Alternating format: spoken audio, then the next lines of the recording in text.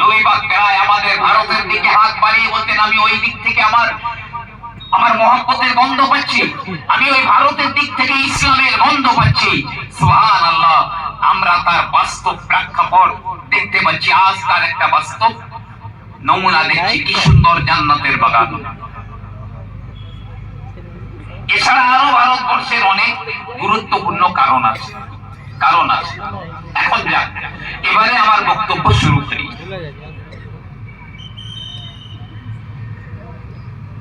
পৃথিবীতে যে একদিন এসেছে, ফেসবুক লাইভ করতে না, তাকে একদিন শেষ হয়ে যেতে হবে। সূর্য পূর্ব আকাশে উদয় হয়, কিন্তু স্থায়ী হয় না, পশ্চিম আকাশে অস্ত চলে যায়। ঠিক পৃথিবী একদিন শুরু হয়েছিল, তবে এই পৃথিবী একদিন আবার লয় ক্ষয় হয়ে যাবে, কিয়ামত হয়ে যাবে, মহাপ্রলয়। সেই দিনটা আসবে কবে? সেই মহাপ্রলয়, সেই দিনটা আসবে কবে? আসবে। তবে নবী পাক তার কিছু সিম্পটম বলে গেছেন, রাসূল কিছু সিম্পটম বলে গেছেন। আমি আপনাদেরকে সেই সিম্পটম গুলোর ভিতর থেকে আমি কিছু আলোচনা করছি। বর্তমান ফিলিস্তিন আর ইসরায়েলের যে